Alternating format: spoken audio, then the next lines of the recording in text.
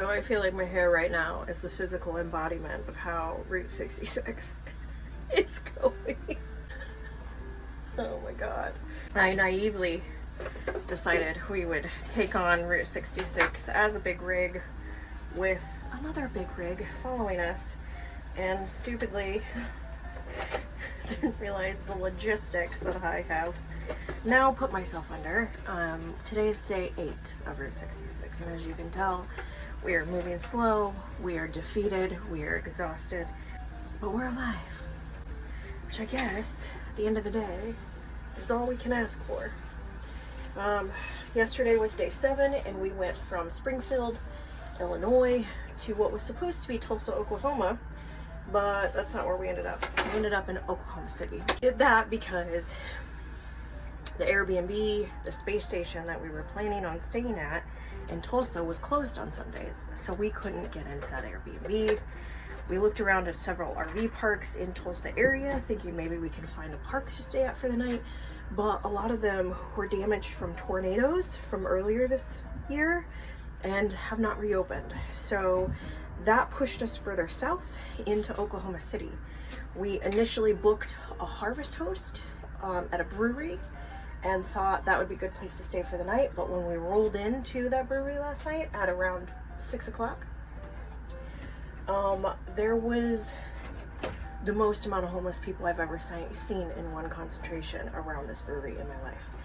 Now, not that I have a thing against homeless people, but I do have a thing about being comfortable in an area, in a spot, and knowing like we have to let the dogs out, we have to get out during the night and early mornings, and how comfortable do I feel walking around there? When I saw a couple drug deals go down in the parking lot as we were standing there, no, we decided this was not going to be a very good place for us to stay, so we quickly had to divert. It is 6:15 on a Sunday. Do you know how many RV parks are open at 6:15 on a Sunday? Luckily one. We are staying at this Roadrunner RV park, which is outside of Oklahoma City, and we have stayed here before. We had a good one-nighters. We've always just done one-nighters in this area, but we had a decent stay last time. So when I saw that not only were they close by, but they were still open, I called them, and thank God we got in.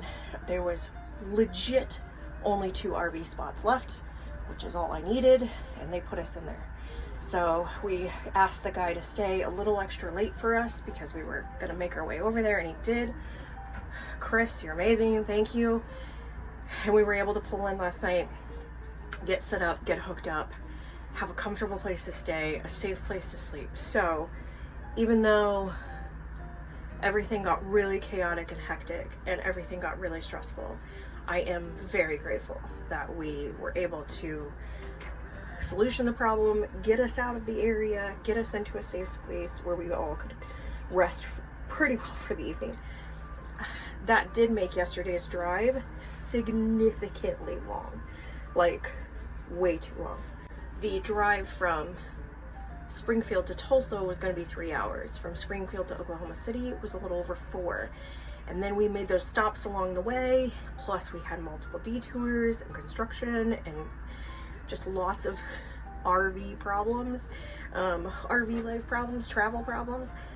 It was a 9-hour day by the time we were done, and everybody was dead. So it was good to have a good place to stay and feel comfortable staying and not be up all night freaking out about where we're at. So, and we got moved before it got dark, but still. I will say the one thing that is really, the few things about Route 66 that I'm learning is it definitely was more accommodating for small vehicles like cars and vans and maybe small buses.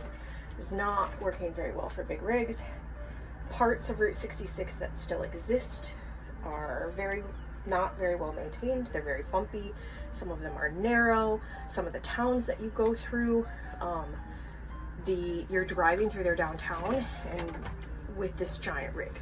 A lot of the stops we want to stay at, parking lots are not big enough for us to get into, or just even the route to get there isn't really conducive to have big rigs, you know, go through them.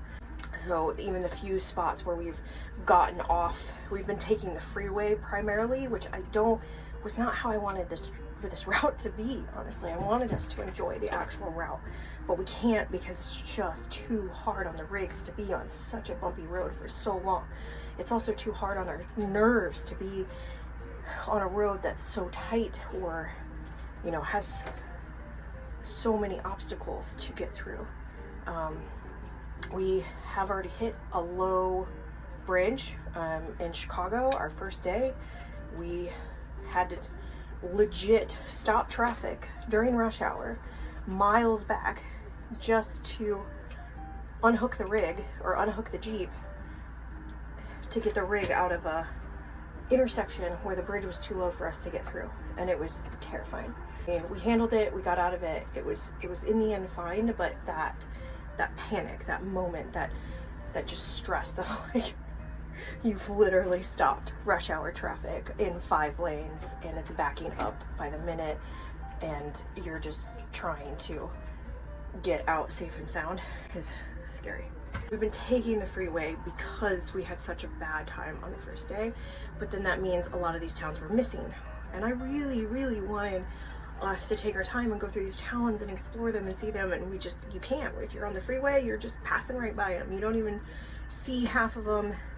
And then the ones that you make a point to detour and go off into, you have to plan, you have to prep, you have to know where you're going to park, where is it at, how do you get to the spot, can you get out? Like, it's just logistically, it's a nightmare.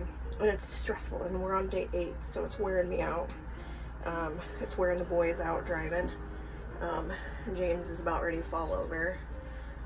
David's hanging on there, so give him kudos to him for that. We should stay another night just to rest and relax, but since we're in Oklahoma City, that's not gonna happen because I cannot relax here. So we're gonna push on. We're gonna head towards closer to out of Oklahoma. There is a couple stops we're gonna make along the way, and hopefully tomorrow we'll be in Amarillo, which is kind of where this leg of the trip takes a pause. We'll go to Amarillo and then take a break from Route 66 for a couple months to recover. At this point, it feels more like a recovery break. We're actually going just because we have holidays, and we're gonna spend the holidays with family and friends in Texas before we pick up the route again. If we pick up the route again. I don't know if I can handle another 2 weeks. Another half of this. Whatever, this is 8 minutes long. It's way longer than it should be.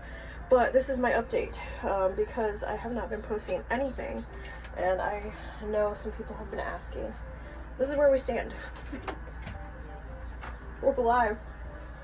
Everybody's safe. Nothing's major broken down. Just a lot of egos and last nerves have been pushed on this trip. 66. I'm not getting my kicks. Where do I get the kicks? Where do those come into play? If you do want to follow us while we're doing this and finishing this up, go over to David's channel. He has been posting some things, and then I'll get everybody catch up when we come back to when we get this over with.